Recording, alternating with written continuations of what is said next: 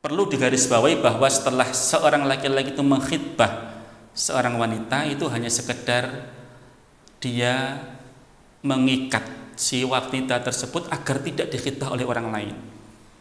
Wanita tersebut masih ajnabiyah, masih perempuan asing bagi dia, bukan istri dia. Maka tidak boleh kemudian dia khalwa, nggak boleh kemudian dia pacaran, pegangan tangan, berboncengan, apalagi kemudian berduaan dalam kamar. هذا النور شفاء صدور فاض وعطر كل.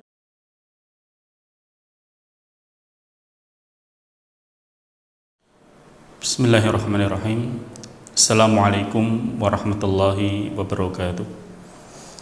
Alhamdulillah, wassalatu wassalamu ala rasulillah wa ala alihi wa sahbihi wa man walah, wa ba'd. Ikhwan akhwat fiddin, arsyadakumullah. Kita lanjutkan kajian serial fikih nikah. Kemarin sudah kita bahas masalah nadhar, kita sekarang masuk ke pembahasan al-hidbah atau melamar.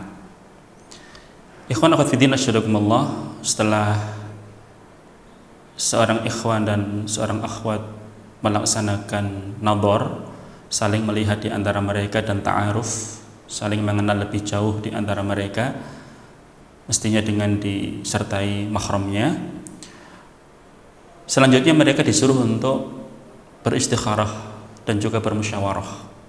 Yang dijadikan sebagai patokan adalah agama, meskipun masalah kecantikan juga salah satu yang dipertimbangkan, karena Rasulullah SAW memerintahkan untuk nadhar, itu salah satunya biar dia bisa menilai apakah calonnya tersebut cantik atau tidak.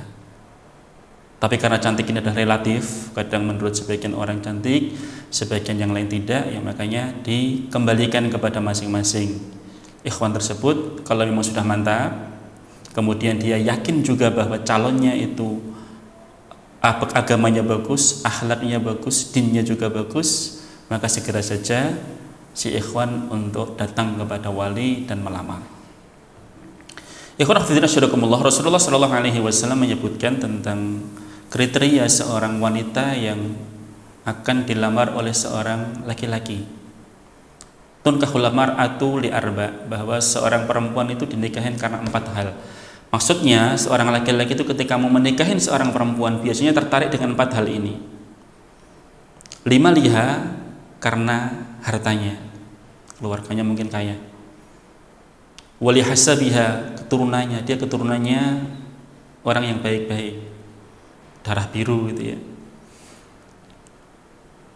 atau keturunannya kiai, orang-orang yang soleh gitu ya. Wali jamaliha, karena jamalnya, karena kecantikannya. Wali diniha, dan karena agamanya. Maka Rasulullah mengatakan fadfar bidzatid din, carilah yang karena agamanya. Niscaya kamu tidak akan kecewa, niscaya kamu akan beruntung. Ikhwan akhwat fillah, seorang akhwat boleh untuk meneliti lebih jauh tentang calon imamnya. Saya pernah memproses seorang akhwat dengan seorang ikhwan. Setelah mereka nadhar, kemudian akhwat ini ingin untuk mengetahui kepribadian dan kesolehan dari si laki-laki tersebut. Dia mengutus salah seorang utusan, kakaknya sendiri, untuk sholat subuh di dekat rumah dia, di dekat kos-kosan dia. Kira-kira ikhwan tersebut dia sholat subuh berjamaah di masjid atau tidak? Ternyata pada waktu kakaknya datang ke situ untuk sholat berjamaah sambil mengetahui apakah si calon suami dari adiknya ini sholat berjamaah, ternyata dia tidak salah. Ketika dikonfirmasi katanya ngelembur sampai jam 12 malam terus nggak terbangun. Ya, setelah hari-hari berikutnya ternyata dicek lagi, dia juga tidak salat berjamaah, akhirnya mundur si akhwat ini. Ya, jadi ikhwan akhwat fillah asyhadakumullah, bahwa pertimbangan agama itu adalah yang nomor 1. Pernah juga salah seorang murid kajian saya, bapak-bapak, dia cerita anaknya sudah selesai kuliah, dilamar sama salah seorang temannya. Pertama kali ditanyakan oleh bapak tersebut kepada si laki-laki itu, kamu gimana sholat kamu. Belum sholat berjamaah, sholat kamu bagaimana? Apa jawabannya? Ya sholat saya kondisional Pak. Kalau pas di jalan ya kadang-kadang tidak sholat, tapi kalau pas di rumah ya kadang sholat. Apa jawaban si bapak tersebut? Dengan tegas dia mengatakan, mohon maaf nak, mohon maaf le, saya tidak akan mengizinkan anak saya ini dinikahin oleh seorang laki-laki yang tidak bisa menjaga salatnya. Anak saya ini rajin untuk sholat malam, rajin puasa Senin dan Kamis. Masa saya rela untuk memberikan anak perempuan saya ini kepada kamu yang sholat saja tidak bisa rutin, apalagi sholat berjamaahnya. Alhamdulillah Allah Subhanahu wa taala berikan ganti dengan salah seorang laki-laki lulusan pesantren yang Masya Allah dia menjaga salat berjamaah dan alhamdulillah juga saleh. Pilih agamanya, baik dia laki-laki maupun perempuan, utamakan yang pertama adalah dinnya, agamanya. Selanjutnya ikhwan fillah rahimakumullah, kita masuk ke pembahasan khitbah. Khitbah itu melamar, mendatangi calon istrinya, baik dengan sendiri ataupun bersama dengan orang tuanya. Di dalam kitab Al-Wajiz fil Fiqh Al-Islami yang dikarang oleh Wahbah Az-Zuhaili, beliau mengatakan bahwa yang disebut dengan khitbah adalah idhar rahbah fi zawat bi imra'atin muayyanah, menampakkan rasa senang untuk menikahi seorang perempuan yang tertentu, wa i'lamul mar'ah aw waliyha bidzalika, dan memberitahukan kepada wanita atau wali si wanita tersebut bahwasanya si laki-laki tersebut suka dan ingin untuk menikahinya. Ikhwan fillah rahimakumullah, untuk melamar ini bisa sendirian atau bisa bersama dengan orang tuanya atau temannya atau saudaranya. Sebagaimana pernah kita lihat dalam sejarah Salman Al-Faris sama Abu Darda. Salman Al-Faris ini kan dari Persia, datang sebagai seorang muhajir, terus dia tertarik dengan seorang perempuan dari Madinah, maka dia tidak pede untuk datang sendiri dan melamar kepada perempuan tersebut.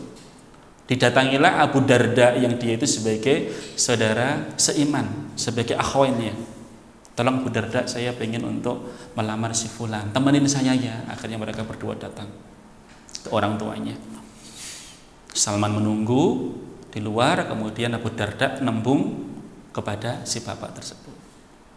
Ya nanti dulu saya tanyakan kepada anak perempuan saya, kira-kira dia cocok enggak dengan Salman. Ya. Insya Allah, ya, Salman ini adalah orang yang soleh, sahabat Rasulullah SAW, seorang mujahid. Si Abu Darda ini begitu semangatnya untuk menceritakan tentang kesolehan Salman kepada bapaknya, biar bapaknya tadi tertarik, disampaikan kepada anaknya, dan anaknya nanti itu akan tertarik dan menerima lamaran dari Salman. Tapi apa yang terjadi ikhwan akhwat fillah, ketika bapaknya datang kepada si anak perempuan, kemudian, gimana dok, kamu suka enggak sama laki-laki yang diantar oleh Abu Darda ini, namanya Salman Al-Faris. Di orangnya gini. Apa jawaban si perempuan tersebut? Mohon maaf Pak, saya tidak suka sama Salman, tapi saya justru lebih tertarik kepada yang nganter. Siapa? Abu Darda. Kaget kan, loh, itu dia itu hanya nganter, bukan melamar kamu. Enggak, tapi saya lebih senang sama Abu Darda. Lah terus gimana saya akan memberikan jawabannya? Sudah Bapak silakan berikan jawaban kepada Abu Darda. Akhirnya bapaknya datang keluar, kemudian terus menyampaikan kepada Abu Darda, Abu Darda, mohon maaf, ya sudah saya sampaikan kepada anak saya, tapi ternyata jawabannya kemana? Jawabannya itu ternyata anak saya justru lebih tertarik kepada Anda daripada kepada Salman. Begitu kagetnya Abu Darda, loh, saya hanya sekedar ngantar loh Pak, bukan melamar. Enggak, tapi anak saya lebih cinta kepada kamu. Lah terus mau saya sampaikan bagaimana kepada teman saya Salman? Ya, sudah dengan berat hati akhirnya Salman menyampaikan kepada Abu Darda menyampaikan kepada Salman. Salman sudah menunggu-nunggu, gimana Abu Darda jawabannya? Gimana ya? Saya tidak enak itu harus menyampaikan. Tidak, sampaikan saja, kalau diterima ya sampaikan, kalau tidak ya saya dengan legowo akan menerima. Bukan begitu wahai saudaraku Salman. Nah, terus gimana? Gini loh. Ya, ini dengan bahasa saya ya. Gini loh, mohon maaf ya. Ternyata anaknya si bapak itu, si fulanah itu lebih senang sama saya daripada kepada kamu. Lah, masa gitu? Iya. Ya sudah kalau gitu. Tapi saya jadi malu wahai Salman, kepada kamu, masa saya ngantarkan kamu malah justru saya yang akan menikah sama dia. Apa jawaban si Salman? Masya Allah, luar biasa. Ikhwan akhwat fillah asyrakumullah. Salman kemudian mengatakan, ana ahaqqu an astahi minka. Saya mestinya lebih malu daripada kamu wahai Abu Darda. Akhtubu imra'atan katabahallahu laka.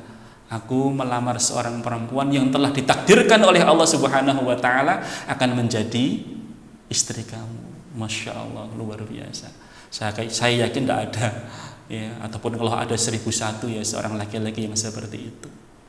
Maka yang perlu digarisbawahin, nanti kalau ada ikhwan pengen untuk melamar seorang akhwat, kalau tidak ada orang tua dan harus melibatkan temannya, cari teman yang bukan jomblo. Kalau perlu cari teman yang nilainya di bawah antum. Dikhawatirkan nanti justru malah seneng sama yang nganter daripada yang diantar. Gitu ya.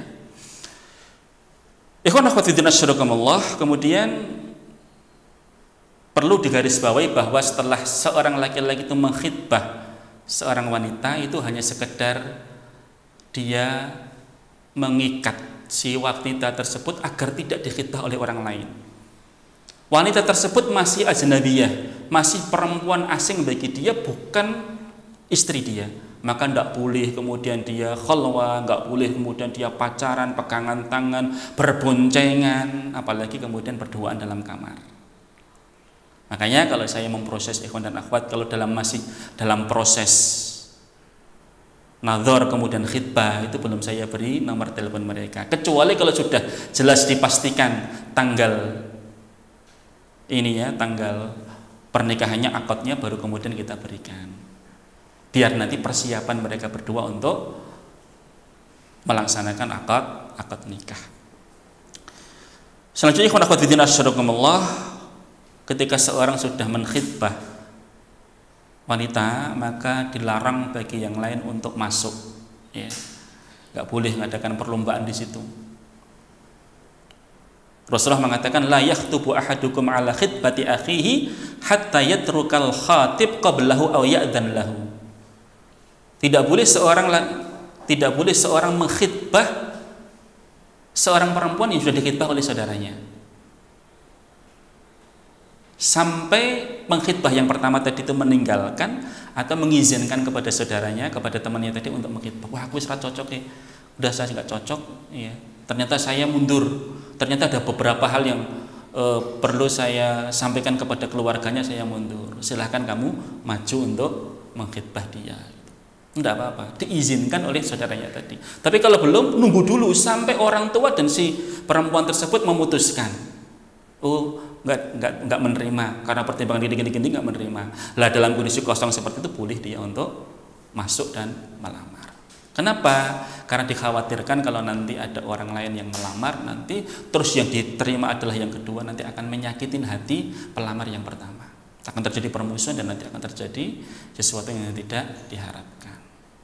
Demikian sementara ya konfidin.